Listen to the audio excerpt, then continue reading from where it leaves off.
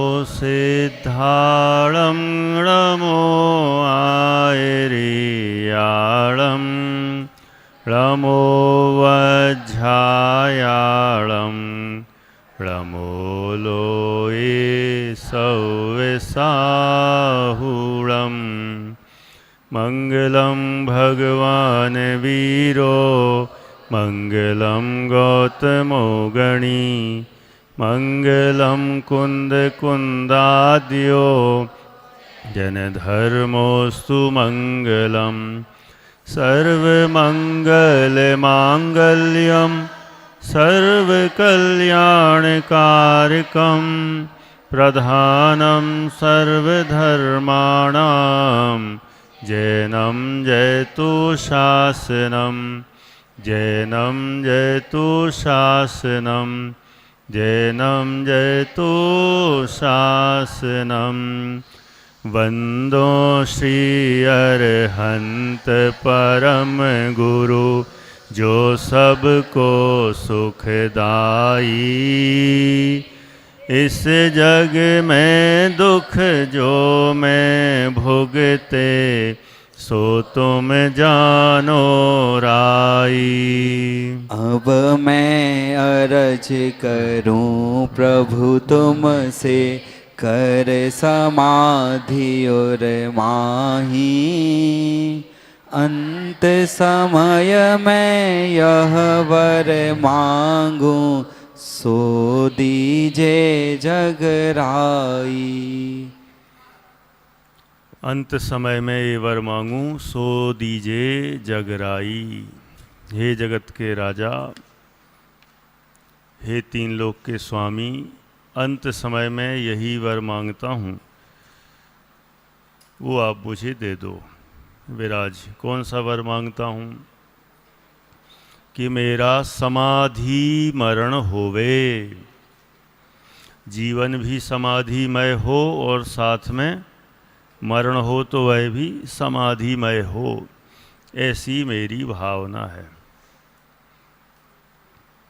ऐसी उत्तम भावना को भाते हुए कईवर पंडित सूरचंद जी विरचित समाधि मरण भाषा, समाधि मरण पाठ हम यहाँ पर पढ़ रहे हैं। आज हम छंद नंबर 42 छंद नंबर हम यहाँ से पढ़ेंगे और उसमें जिन महापुरुष की चर्चाई है, जिन मुनि की चर्चाई है, उनकी हम चर्चा करेंगे, है ना। इन मुनियों की कहानी सुन के कुछ तो फीलिंग होती होगी कि नहीं होती, कि बस कहानी सुन लो, सुन ली, हो गया, क्या हो गया, मोक्ष कुछ होता है? क्या होता है? वैराग्य जैसा होता ना, थोड़ा थोड़ा मन में ऐसा आता है कि देखो हमारे नग्न दिगंबर मुनिराज अंदर से कितने पवित्र होते हैं, कितने दृढ़ होते हैं कि बाहर में कुछ भी होता रहे उससे उनको कोई फर्क नहीं पड़ता। ये बहुत बड़ी शक्ति है, ये जिसमें आ जाए उसमें आ जाए। देखा जाए है तो सब में, लेकिन कोई उसको प्रकट नहीं कर पाते, कोई कोई कर लेते हैं। ऐसा होता ना, कोई कोई गिर जाते हैं फिर उठ जाते हैं, और कोई ऐसे होते हैं चलते चलते ही थोड़े से फिसले तो हड्डी टूट जाती है। ऐसा होता कि नहीं होता? कई लोग एक दो मंजिल ऊपर से भी कूद जाते हैं, कुछ नहीं होता, है ना। संवेग, और संवेग को ऐसे ही हो जाता है। आप लोगों में से भी होंगे ना कोई कि 1 मंजिल 2 मंजिल से भी कूद जाते हों, कुछ नहीं होता। है कोई ऐसा महापुरुष यहाँ? नहीं है, मतलब कोई भी नहीं है। वाह, बहुत कमज़ोर हो सब, एक है लगता है बस पहलवान। नहीं हो? नहीं है। चलो, अनंतवीर हो क्या? नहीं। तो फिर अभी वर्तमान की पीढ़ी मतलब और कमज़ोर होती जा रही। हम लोगों के समय पे तो एक एक दो दो मंजिल से भी कूद जाते थे, है ना, कुछ नहीं होता था। लेकिन आजकल तो चलते चलते थोड़ी सी सीढ़ियों से उतरते उतरते ही कुछ भी हो जाता है, फ्रैक्चर हो जाता है। ये तो देखा जाए शारीरिक शक्ति की बात है, इसमें क्या खास विशेषता। अंतरंग शक्ति होना चाहिए, वो हमारे मुनिराजों में होती है, और उन्हीं मुनिराजों की चर्चा हम कर रहे हैं। अविनाश, किसकी चर्चा हो रही है? मुनिराज की चर्चा हो रही है। अंशुमन है, आज तो आ गए, 2 दिन से याद करते थे, दोनों दिन एब्सेंट। इतनी अच्छी कहानी सुना रहे थे। अंशुमन राजा और उनकी बेटी अंशुमति। देखो अभी से नाम हो गया, है ना। ठीक है, पिछली कहानी सुन लेना दोबारा, अंशुमन राजा की। सहज सुन रहे हो ध्यान से? भाई भाई हो ना दोनों? सोच रहे हो? अच्छा, हो क्या? चलो, सहज स्मार्ट सा लगने लगा आजकल। चलो, अच्छी बात, लगना भी चाहिए। आज भी ऐसी एक कोई कथा है जिसमें कोई स्मार्ट पुरुष की ही कथा है। किसकी कथा है? विद्युच्चर। अपन अब 42वां छंद पढ़ते हैं और इनकी कथा को भी जानने का प्रयास करेंगे और क्या क्या हुआ वह भी देखने का प्रयास करेंगे। देखो, अभी अपन ने पिछले 2 दिनों में 3 कथाएं पढ़ ली। एक कथा में ऐसा था कि जिन मुनिराज को ठंड का माहौल दिया गया, बहुत वातावरण ऐसा तैयार किया कि उनको ठंड लगे बहुत ज़्यादा। ओले बरसाए, बर्फ़ बरसाए, खूब ठंडी ठंडी हवाएं चला दी। ऐसे भी मुनिराज। एक ऐसे मुनिराज की कथा पढ़ी जिनको बहुत गर्म माहौल बनाया गया। जिस सलाह पर बैठते थे उस सलाह को ही गर्म कर दिया गया। गर्म गर्म हवाएं चलीं, सूर्य का घाम भी वो भी गर्म था, धूप भी गर्म थी, ऐसा वातावरण था। तब भी वे मुनिराज विचलित नहीं हुए। ओजस्व है ना, अपना पुराना ओजस कहाँ गया? पीछे पहुंच गए। एक और ओजस को ले आए। ठीक है, सबके नाम वाले दूसरे आए ना, थोड़ा सा अंतर है बोलने में, तो ऐसा लगता है एक जैसा है। ये ओजस, ये ओजस्व, दोनों में अंतर है थोड़ा थोड़ा। ठीक है, ओजस भिंड। कल की जो कथा सुनी थी हमने, उन मुनिराज के साथ क्या हुआ था? हाथ पैर काट दिए थे।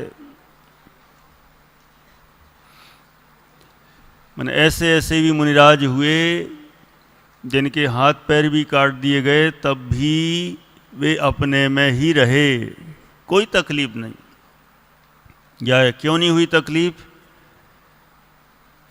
है क्यों नहीं हुई? क्योंकि वे उस शरीर को अपना मानते नहीं थे। जन्यम, जब वे अपने शरीर को अपना नहीं मानते थे तो कोई तकलीफ नहीं हुई, है ना। जैसे किराए के मकान में कुछ ब्लास्ट हो जाए तो हमें कोई फ़र्क पड़ता है ज़्यादा? मान लो हम जिस किराए के मकान में रहते हों अनुभव, और किराए का अपन कहीं गए हों, वो टूट फूट जाए, हाँ थोड़ा सा अपना सामान खराब होगा, उसका तो दुख होगा, लेकिन मकान के गिरने का कोई दुख होगा? नहीं होगा। क्यों नहीं होगा विराज? क्योंकि वो हमारा है ही नहीं। अरे जो हमारा नहीं है उसमें कुछ भी हो जाए कोई फर्क नहीं पड़ता। श्री और जो हमारा है अथवा हम जिसको अपना मानते हैं, वहाँ यदि संकट आ जाए तो दुखी हो जाते हैं। इसीलिए ये भी शरीर भी किराए का ही घर है। We are living on rent. Adiraj, कैसे रह रहे हम इसमें? रेंट है, पेमेंट भी करते हैं, करते कि नहीं करते? खिलाते पिलाते सब देते कि नहीं? इसको किराए पे ही रहते हैं अपन। लेकिन हमें लगता नहीं ना वो कि हम इस किराए के घर में रहते हैं। आराध्य, कैसा लगता है? अब नहीं लगता है। यदि हमें लगने लग जाए ना ये किराए का ही है, आ जाओ ही हो ना, पक्का। यदि हमें लगने लग जाए कि शरीर किसका है, किराए का ही है, अपना नहीं है, तो फिर इसमें कुछ भी होता रहे, हमें कोई फर्क नहीं पड़ता। ऐसा ही है। इसलिए इस शरीर को अपना मानना छोड़ना ही चाहिए। जब तक इस शरीर को अपना मानेंगे तब तक दुखी रहेंगे, है ना। और इस शरीर का तो देखो, जो होना है वो अपने अनुसार ही होगा। उसका जो होना है होता रहेगा। हम कितनी संभालने की कोशिश करें, कितनी टिकाने की कोशिश करें, लेकिन वो अपने अनुसार टिकेगा क्या? मुझे तो बार बार वो 4 दिन से वो प्लेन ही दिखाई दे रही है। आप लोगों को नहीं दिखती? वो देखी नहीं ना। मोबाइल भी कहाँ है आप लोगों के पास? हम लोगों के पास मोबाइल हैं तो कभी कभी देख लेते हैं। वही सीन देखने में आता है बार बार। वो प्लेन ऐसी उड़ी और उधर से गई और ऐसी जाके घुस गई। वे वो तो गई सो गई, वो ब्लास्ट हुआ सो हुआ। वे भोजन कर रहे थे, वो उधर गई, वे भी ख़त्म।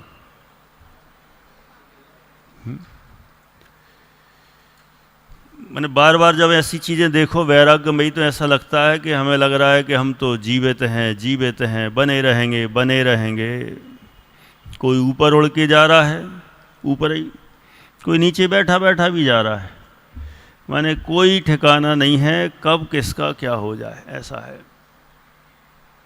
माने बार बार ऐसी चीज़ें आप लोग भी पढ़ते होंगे ना, जैसे न्यूज़पेपर में, तो ऐसी चीज़ जहाँ आए ना इस तरह की घटना वाली, वे न्यूज़ पढ़ना चाहिए। कोई नेगेटिविटी के लिए नहीं है अभिषेक जी, काय के लिए पढ़ना चाहिए? वैराग्य के लिए। हमें बार बार ख्याल आए कि संसार क्षणभंगुर है, असार है। अपन ऐसी ये 12 भावनाएं पढ़ते ना, राजा राणा छत्रपति, वो तो याद सी हो गई ना, तो ऐसा लगता है ठीक है वे होंगे राजा राणा छत्रपति।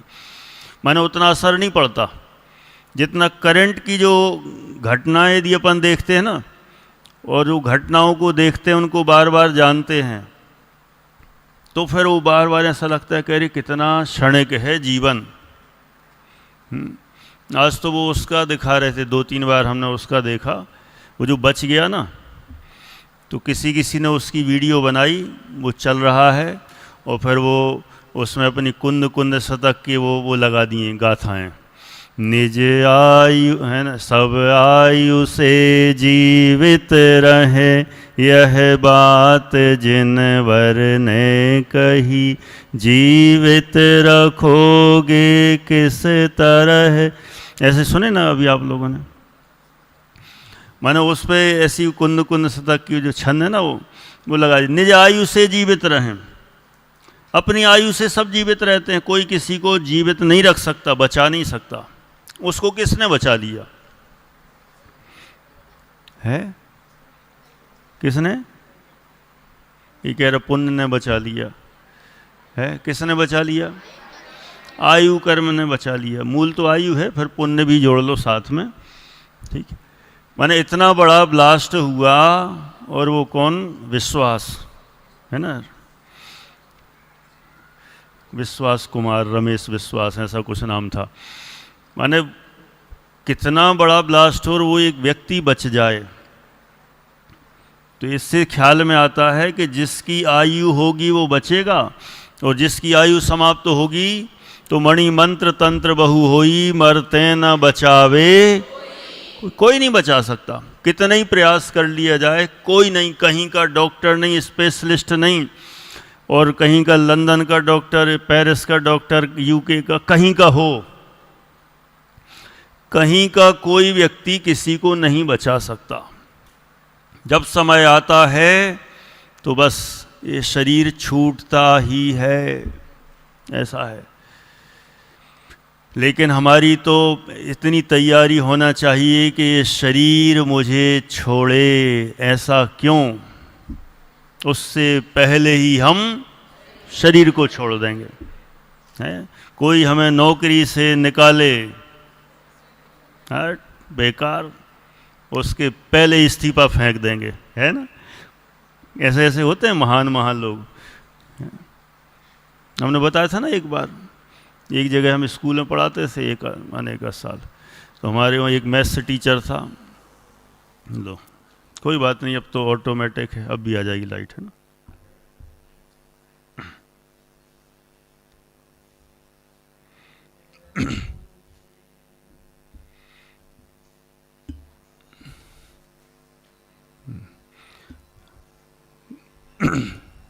कोई बात, आ जाना।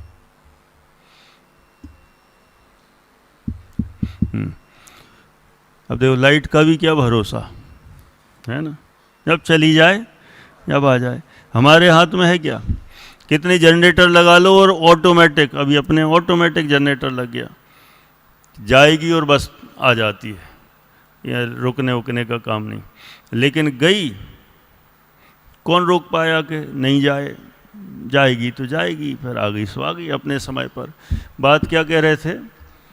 एक जगह पढ़ाते थे स्कूल में, एक मैथ्स से टीचर था तनिष्क, वो जेब में इस्तीफा ही लेके घूमता था। इस्तीफा जानते हो? रेजिग्नेशन लेटर, है ना? अर्पित जी ऐसे ही लेके घूमता था। वो प्रिंसिपल मैडम उससे चिड़ी हुई थी, तो वो सोचता था जिस दिन पंगा हुआ मैडम से, वो यदि कुछ बोलें कि निकल जाओ, कुछ ऐसा माहौल बने, ऐसा निकाल के ऐसा पटक दूंगा, तुम मुझे क्या निकालोगे, मैं ही यहीं से छोड़ता हूँ। उस समय मुझे, वो तो था अजैन, लेकिन मैं सोचता था देखो क्या समाधि मरण जैसा सिस्टम है इसने अपना रखा है? शरीर मुझे छोड़े सहज, उसके पहले ही मैं शरीर को छोड़ता हूँ। इतनी तैयारी हमारी होनी चाहिए। ये तभी बन सकती है कि बार बार इस शरीर से हमारा भेद विज्ञान चले, ऐसी बार बार हमारे अंदर में फीलिंग आए कि ये मेरा नहीं है। ठीक है, तन्मय, शरीर मेरा नहीं है। अच्छा, जब वो दांतवात की घिसाई हुई थी तुम्हारी, तो उस समय कैसा लगता था? है? दर्द हुआ था? क्यों हुआ था दर्द? उस समय ऐसा नहीं सोचा ये दांत मेरा नहीं है, ये शरीर मेरा नहीं है। जब कभी ऐसा हो ना दर्द, कौन दुख है मृत्यु महोत्सव भारी, उनके ऊपर तो बड़े बड़े उपसर्ग हुए, हमारे ऊपर क्या हुआ? आगम भिंड, क्या हुआ? अपने ऊपर तो कुछ नहीं हुआ। पेट दर्द हुआ, कभी पीठ दर्द हुई, कभी गैस बनी, कभी सिर दर्द हुआ, कभी पेट दर्द हुआ, और क्या हुआ? कुछ नहीं हुआ ना। अंशुमन को क्या हुआ? आज तो तुम्हारा मजे मजे हो रहे हैं, है ना? नींद भगाना है। कितनी अच्छी कथा चल रही बेटा, सो जाओ। छूट, दया सी आती है, इतना सा बच्चा है, सो रहा हो, ऐसा लगता सो जाओ। और है क्यों सो? हम लोगों को नहीं लगता जगाते जब बच्चों को, है ना? उत्सव भैया जगाते, मज़ा भी आता है, लेकिन है ना, अपने प्यारे प्यारे छोटे भैयों को जगाओ, मज़ा आता है। कभी कभी ऐसा लगता है प्यार से सुलाओ, कभी प्यार से जगाओ, और कभी कभी गुस्से में भी जगाने में मज़ा आता है। वो भी अपनी जगह सही है। क्यों? जब कोई प्यार से मान जाए तो प्यार से जगाओ, जब प्यार से नहीं जागे तो दूसरे तरीके से जगाओ। जगाना तो है ही, और कभी कभी प्यार से सुलाओ। तो कभी प्यार से सुलाते जब नींद भग गई उसकी पूरी, और कहते उठ जाओ उठ जाओ, तो बार बार सो रहा था। अब मैंने कहा सो जाओ, अब देखो फ्रेश, ठीक है ना। मैं बोलता था, सहज से बोलता था बार बार, अब तुम्हारा रिश्तेदार आ गया, अब इससे ही बोलता हूँ, है ना। हमारा नाम जब भी आए ना, रिकॉर्डिंग जा रही है, समझ गए सब? क्या समझे? तनिष्क क्या समझे? अंशुमन को नहीं पता, बता दें? सुनो बेटा, अच्छे से जब भी अपना नाम आए ना, इधर ऑनलाइन जब ये सब चल रहा है, यूट्यूब पे जा रहा है, और ये तो देश में विदेश में बड़े लेवल पे भी कोई सुनते होंगे, कहीं पे भी कोई सुन सकता है। जब तुम्हारे पोते होंगे, अंशुमती के बेटे नाती, और वे जब प्रवचन सुनेंगे भविष्य में, मान लो कभी कहेंगे हमारे दादाजी सोते थे, हमारे नाना जी सोते थे, कैसे थे? ये ध्यान रखना। इसलिए हमारा नाम जब भी आए तो इसमें आए, वाह क्या प्रवचन सुनता है, कितने अच्छे से बैठता है ना, तनिष्क कितने प्रसन्न चित्त सुनता है। ऐसा होना चाहिए तो मजा आएगा। सहज सही है ना? हाँ कि ना? हाँ ठीक है। अब ध्यान से सुनेगा, उसको अपने आगे की भविष्य की पीढ़ी का भी ध्यान रखना है ना। मुनि बन जाए अलग बात है, लेकिन सामान्य दृष्टि से ध्यान रखना पड़ेगा। भोपाली, ये अक्षय भोपाल वाला हमेशा याद रखा जाएगा। उसकी पूरे जितने खानदान के होंगे ना भविष्य के, जब भी सुनेंगे तो कहेंगे ये कौन था ये अक्षय भोपाली? दादा ये कौन, किसका नाम प्रवचन में चलता रहता है? अक्षत भोपाली, अक्षत भोपाली। आप ही तो भोपाल ही के थे, आप ही हो क्या?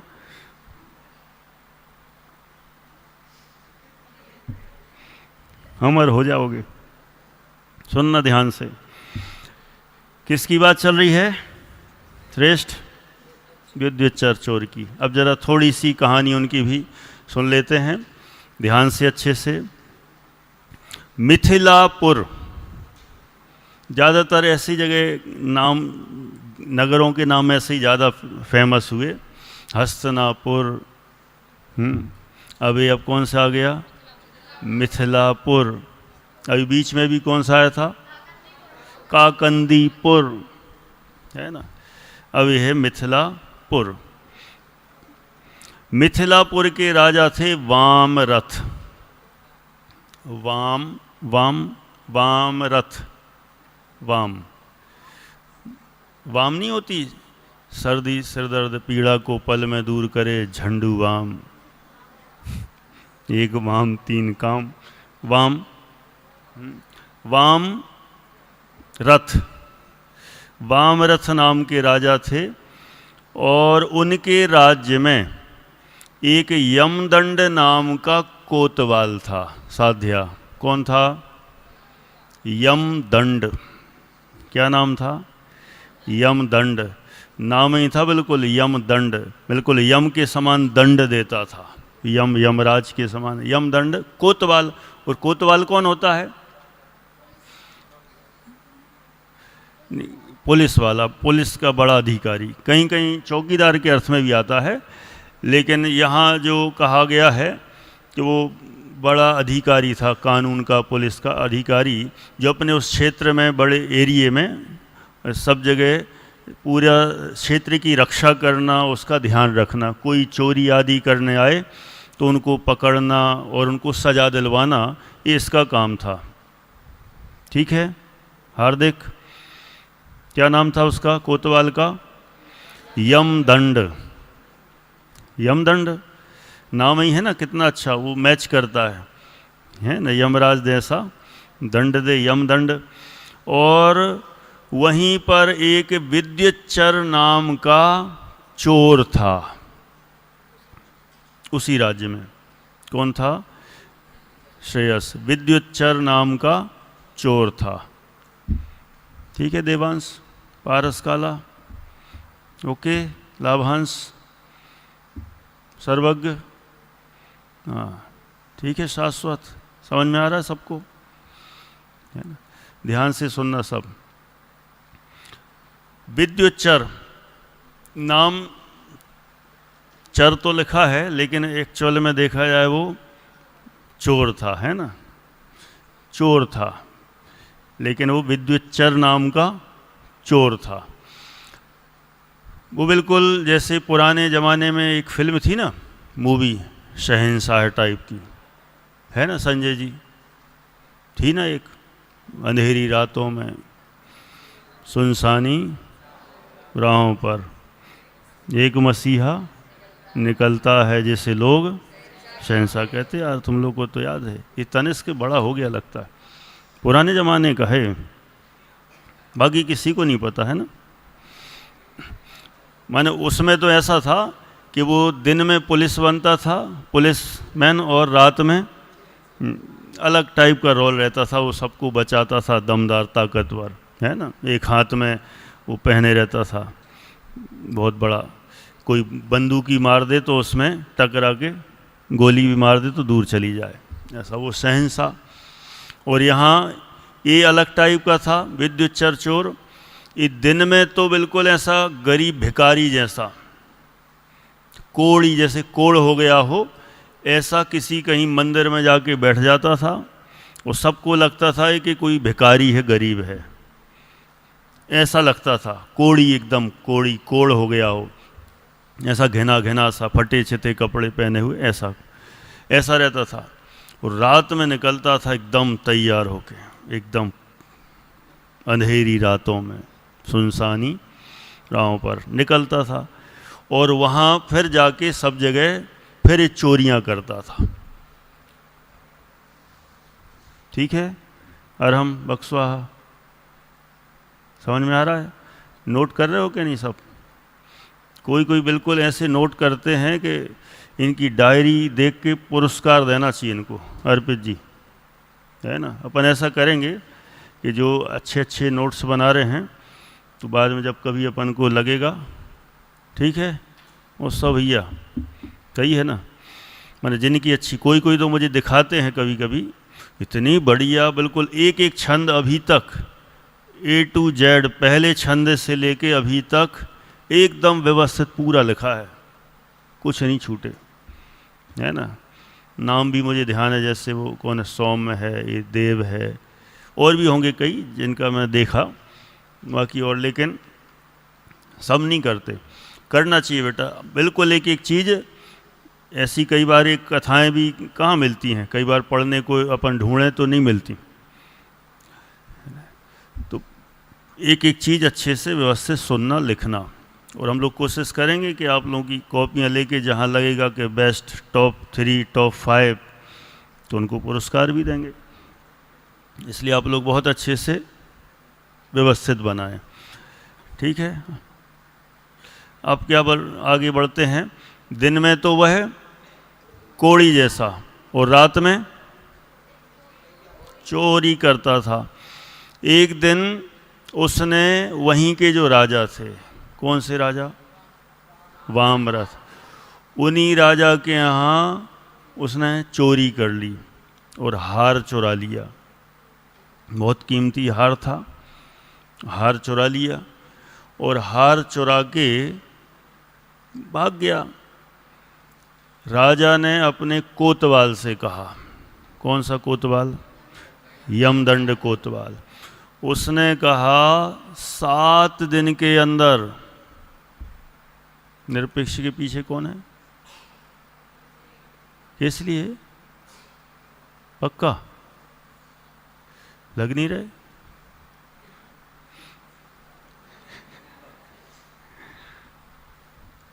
नहीं आज तो कुछ और लग रहे हो, तेंदू डावर, ऐसे मस्ती नहीं कर रहा बिल्कुल, अब बहुत सीधा हो गया, लेकिन नींद आ रही है ना, आ रही किसी का, कोई बात नहीं, चलेगा, मस्ती नहीं करना, बस नींद वींद तो आती रहती है। बाकी देखो सभी कितने अच्छे धैर्य से सुन रहे हैं, सिलवानी, ठीक है। उसने अपने राजा ने यमदंड कोतवाल को कहा 7 दिन के अंदर, विदिन 7 days उस चोर को पकड़ना ही चाहिए, मुझे हार चाहिए, मेरा कुछ भी हो जाए। तो उसने, यमदंड कोतवाल ने पूरी ताकत लगा दी, पूरी कोशिश की। धानी, सुन रही हो कहानी? पूरी कोशिश की और 6 दिन निकल गए, मिला ही नहीं। 7वें दिन आया, राजा ने कह दिया यदि ये आखिरी दिन है, यदि नहीं पकड़ा गया तो तुम लोगों को ही सजा दे देंगे, हटा देंगे, निकाल देंगे। तो उसने, कोतवाल ने पूरी कोशिश की और दिन में जो वो कोड़ी के भेष में था ना, उसको डाउट हुआ कि यही गड़बड़ है। उसने इधर उधर से पता किया कि दिन में यहाँ बैठता है, रात को गायब हो जाता है, कहाँ जाता पता नहीं, यही होना चाहिए। तो शक की बुनियाद पर, किस पर है ना, फिल्मी डायलॉग है ना ऐसा, उस पर शक हुआ और शक के कारण से उसको पकड़ लिया हंस। उसने कहा कि पक्का इसने ही चोरी की होगी, और तो हमने सब समझ लिया इधर उधर कोई चोर नहीं हो सकता है, इसने ही चोरी की होगी। तो उसने बार बार उससे खूब कहा कि मान जाओ तुमने चोरी की। कहता नहीं की। उसने खूब उसकी पिटाई की, खूब कोड़े मारे, फिर भी वो कहता है मैंने नहीं चुराया, मतलब नहीं चुराया। उसने कहा कोई बात नहीं, नहीं मान रहा, एक बार चलो राजा के पास। राजा के पास ले गए। राजा ने कहा तुम बता रहे हो कि नहीं?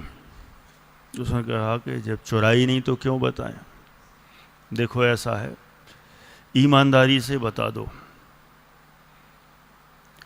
चिंता मत करो, मैं तुम्हें अभय दान देता हूं।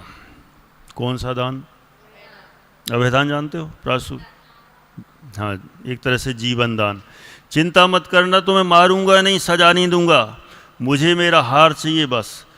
तुम बस बता दो, और नहीं बताया और फंस गए तो फिर समझ लेना मृत्युदंड, मारे जाओगे। और शक तो हो ही चुका है, और भी कोई समझ में नहीं आता है, नगर में कोई हो ही नहीं सकता है, तुम्हारे ऊपर ही अनेक सबूत इकट्ठे हुए हैं, तुम्हारे ऊपर ही शक होता है, बोलता ही। ठीक है,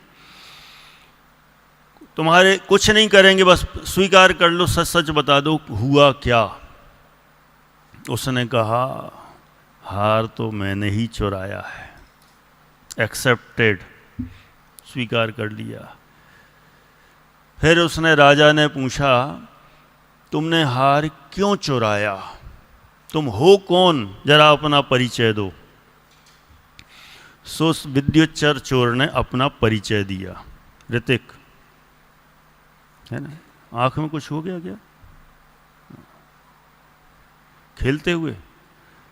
चलो सुनना, उसने अपना परिचय दिया। क्या परिचय दिया? कि मैं आभीर प्रांत। कौन सा प्रांत?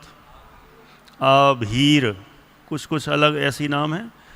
आभीर ये प्रांत, स्टेट, अपन जैसे प्रांत को स्टेट कहते ना, आभीर प्रांत का के अंतर्गत वेना तट शहर। कौन सा शहर? वेना तट। वेना तट शहर के राजा जितशत्रु और रानी जयावती का पुत्र हूँ। किसका पुत्र? माने जो चोर था कोई सामान्य व्यक्ति नहीं था। दिनेश जी साहब, कौन था ये राजा का पुत्र था। ये कोई छोटा वोटा व्यक्ति नहीं था। कि राजा जितशत्रु निरपेक्ष और रानी जयावती, जितशत्रु और जयावती, है ना, अच्छी मैचिंग है ना। इनका मैं पुत्र हूं।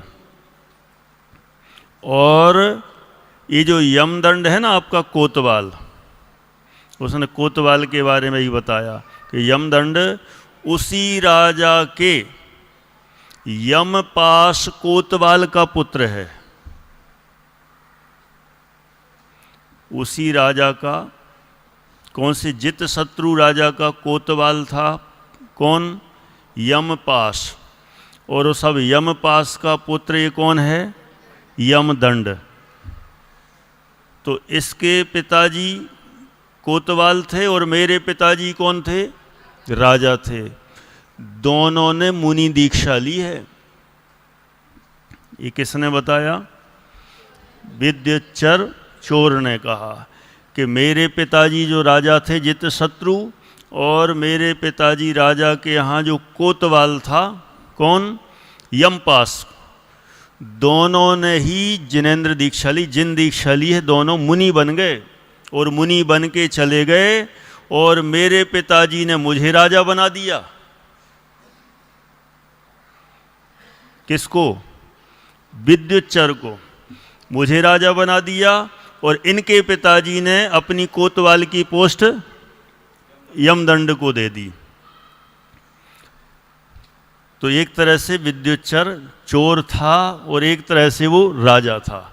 लेकिन ऐसा होता है, जिसको जो राजा भी होता है ना, मजा जिसमें आता वही काम करते हैं।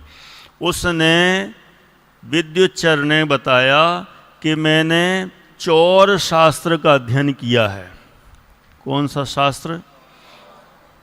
चौर शास्त्र मतलब चोरी करने में, हाउ टू स्टील थिंग्स, मतलब जो भी है, मनी, हार, जो भी, माने कैसे चुराएं, इसको मैंने पढ़ा है, खूब अध्ययन किया है। इस शास्त्र में मैं पारंगत हुआ हूँ। तो मैंने ये सब पढ़ा, तो मेरा मन ऐसा लगता था कि अब तो मैं बड़ी बड़ी चोरियां करूंगा, धूम 2 टाइप। कौन सी? ऐसे ही ना, कि उसमें तो सब में ऐसे ही कुछ है, माने सब में चोरी चोरी का बताते ना इन मूवियों में, कि ऐसी ऐसी चोरियां करते हैं कि सोच भी ना पाए कोई। तो मैं चौर शास्त्र में पारंगत हूँ, और मैं ऐसी चोरियां करता हूँ कि पता नहीं चल पाता, लोगों को पकड़ नहीं पाते। और मैंने राजा तो राजापना छोड़ा एक तरफ, और मुझे तो चोरी करने में मजा आता था, तो मैं चोरियां करने लग गया। और जब मैं राजा था, जिस समय राजा बना, तो ये जो यमदंड कोतवाल है, ये मुझसे डरता था किसी कारण से, तो ये डर के मुझसे भाग गया। लेकिन जब मैंने चौर शास्त्र सीखा था, तो मैंने इससे कहा था, किससे? यमदंड से, कि तुम जहां भी कोतवाल होगे, मैं दृढ़ता से निश्चय करता हूं, मैं वहीं चोरी करके दिखाऊंगा। समझ में आ रहा है? थोड़ा कठिन तो नहीं लग रहा है ना? क्या कहा था इसने? तुम जहां जहां भी कोतवाल बनोगे ना, मैं वहीं पर चोरी करके दिखाऊंगा, देख लेना। तो ये तो जो यमदंड है वो आपके राज्य में यहाँ कोतवाल बन गया, तो मैं वहाँ से अपना काम सब राज्य पाठ छोड़ के और मैं यहाँ आया, और यहाँ आकर मैंने सोचा मैं चोरी करके दिखाऊंगा, देखते हैं ये पकड़ पाता है कि नहीं। मैंने इसको चैलेंज भी किया था, तुम जहाँ भी कोतवाल बनोगे वहीं चोरी करूंगा। तो मैं करता था। पहली बार ऐसा हुआ कि मैं पकड़ा गया, और आज जो मैं पकड़ा गया, अब तो बस ख़त्म। उसको जब वो पकड़ा गया तो उसको अब ऐसा लगा कि हम किसी भी चीज़ में सोचें हम माहिर हैं, कलाकार हैं, उत्कृष्ट हैं, कोई हमें पकड़ नहीं सकता। ऐसा जानकर उसको ऐसा लगा कि सब बेकार है। राजा ने भी उसको छोड़ दिया, लेकिन उसको इस घटना से संसार से वैराग आ गया। उसको लगा कि संसार में रहने लायक नहीं है, सब ऐसे ही है, कुछ भी सीख लो, कुछ भी कर लो। उसको उस घटना से अपने आप में गिल्टी फील भी हुई, खराब भी लगा, और अपने चौर शास्त्र पे जो घमंड था वो घमंड भी चूर चूर हो गया। और इन कारणों से उसने दीक्षा ले ली, मुनि बन गया। अब ये विद्युच्चर चोर मुनिराज बन के अब विहार करने लगे।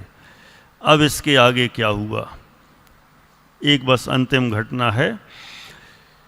विद्युच्चर मुनिराज, एक नगरी थी ताम्रलिप्तपुरी, कौन सी नगरी? अनंतवीर। कौन सी? नोट नहीं कर रहे? ऐसा मत करो बेटा, लिखा करो, है ना, डायरी लाया करो, कोई भी, है ना, ऐसा कोई भी ना रहे। देखो सब लिख रहे हैं, मुझे लगता है 2-3 होंगे ऐसे अपवाद, अंशुमान टाइप, है ना। लाना कल से, है ना, कॉपी। तो सभी लिख रहे हैं, पूरे एक एक नोट कर रहे हैं। कौन सी पुरी? ताम्र लिप्त पुरी। ताम्र, ताम्र वैसे तो होता है तांबा, है ना, एक तरह की जो मेटल होती है, धातु, लेकिन वो नगरी का नाम था ताम्र लिप्त पुरी। उस नगरी की ओर मुनिराज गमन कर रहे थे, विहार कर रहे थे। वहाँ पर आए और उनका भी एक बड़ा संघ हो गया था। उस संघ सहित उन्होंने उस नगरी में प्रवेश किया। वहाँ पर उस नगरी में एक देवी थी, चामुंडा देवी। कौन सी देवी? चामुंडा देवी। इस तरह की व्यंतरणी टाइप देवियाँ होती हैं, तो ऐसी चामुंडा देवी थी। उस चामुंडा देवी ने कहा, हे योगी राज, अभी मेरी यहाँ पर पूजा विधि हो रही है। क्या हो रही है अभी? कहाँ है अभी? अभी है ना यहाँ कोई? कहाँ गया? नहीं है, गायब। चलो सुनो, आदि ऐसे कहाँ डुबकी सी लगा जाते हो? ये अलग बैठता ना है बिल्कुल 10th के पास। 8th में मज़ा नहीं आता क्या? नहीं, ऐसे ही संस्कार है। उसको यदि 11th में बैठा दें तो वहाँ बैठ जाए। इसको इधर 10th में मज़ा आता है, सीनियर में करना पड़ेगा, फिर उसको 10th में भेज देंगे, है ना। सुनो आदि, कौन सी नगरी थी? ताम्रलिप्त पुरी। और देवी कौन सी? चामुंडा देवी। चामुंडा देवी ने मुनिराज को, संघ को मना किया कि यहाँ हमारी पूजा विधि चल रही है, इसलिए यहाँ पर आप प्रवेश मत करो, आप वहीं रुक जाओ या वापस चले जाओ। अब मुनिराज तो ऐसा कोई सुनेंगे ही नहीं। उनने सोचा हमें किसी से का क्या करना, लेकिन वे मुनिराज वहाँ पर, वो तो चले गए अंदर, रुके नहीं। अंदर गए और जाके वहीं पर एक शिला पर, अंदर उस जो जगह थी वहीं पर जाके ध्यान में बैठ गए। वहाँ पर बैठे ध्यानारूढ़ हो गए। तो देवी को गुस्सा आ गई, क्रोध आ गया। उनने कहा इनने हमारी बात नहीं मानी। उनको जब गुस्सा आई तो उन्होंने एक बहुत, वहाँ पर जो जैसे समझ लो वो होते ना मच्छर वगैरह, तो बिल्कुल खून पीने वाले कबूतरों जैसे बड़े बड़े मच्छर ऐसे तैयार किए माने ऐसे उसने अपनी विक्रियाओं से बना देते हैं, उनके पास रहती शक्तियाँ। तो कबूतरों के बराबर ऐसे मच्छरों को तैयार किया, डांस मच्छर जिसको कहते हैं।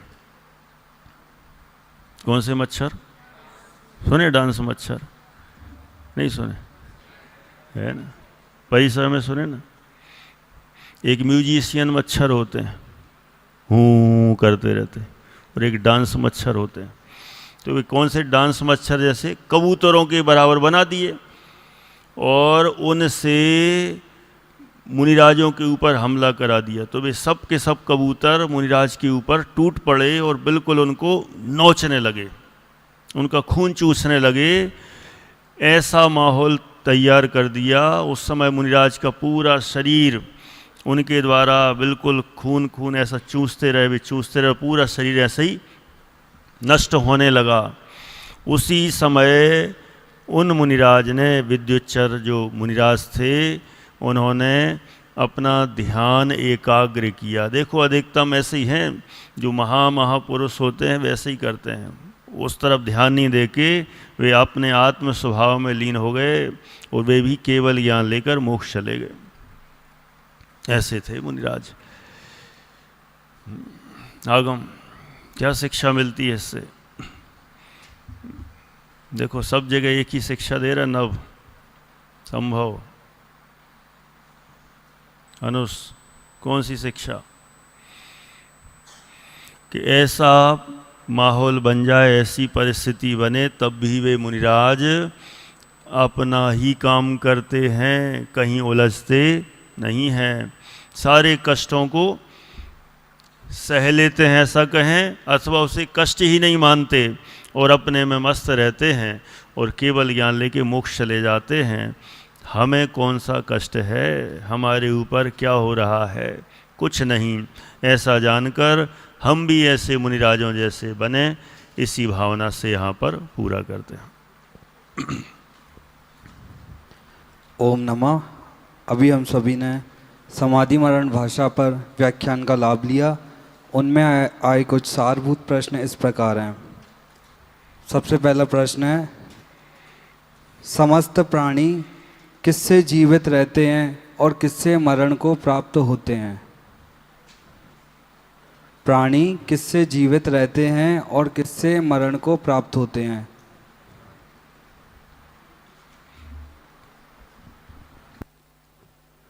क्लास 8 से अर्थ जैन, देख के बोल सकते हो। माइक पास करेंगे। सब आयु से जीवित रहते हैं और आयु क्षय होने पर मरण को प्राप्त करते हैं, कोई किसी को नहीं मारता। बहुत सुंदर उत्तर, करतल ध्वनि स्वागत करेंगे। सब संसार के समस्त प्राणी निज आयु से जीवित रहते हैं और आयु क्षय होने पर मरण को प्राप्त होते हैं। अगला प्रश्न है, प्रवचन में आया था, समाधि के लिए हमारी तैयारी कैसी होनी चाहिए?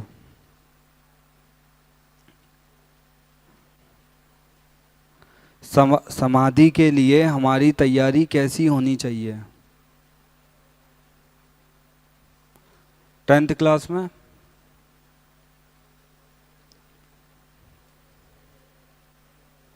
चलो, आर्जब जैन मालनपुर, क्लास 9th। समाधि के लिए हमारी तैयारी, समाधि के लिए हमें तैयार रहना चाहिए, क्योंकि कभी भी मृत्यु आ सकती है। अच्छा उत्तर बताया, फिर भी कंप्लीट कौन करेगा? सबसे पीछे माइक पास करेंगे, चरिया दीदी, जल्दी फास्ट।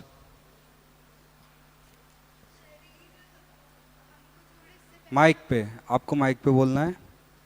शरीर हमको छोड़े उससे पहले हम शरीर को छोड़ दें। बहुत सुंदर उत्तर, शरीर हमें छोड़े उसके पहले हम शरीर के प्रति राग को छोड़ें अथवा उसमें मोह ना करें। बहुत ही सुंदर उत्तर बताया, करतल ध्वनि स्वागत करेंगे। अब बहुत इजी प्रश्न है, सबसे भाग्यशाली कौन है और क्यों?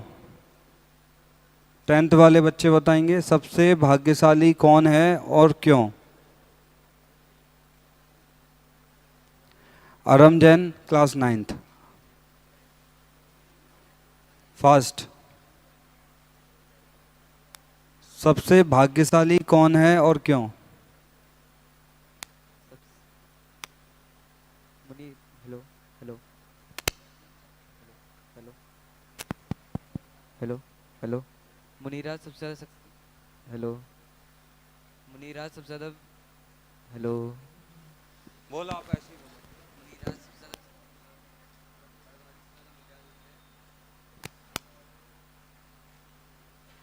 नेक्स्ट, और कौन पूरा करेगा? सबसे लास्ट में आगम जैन।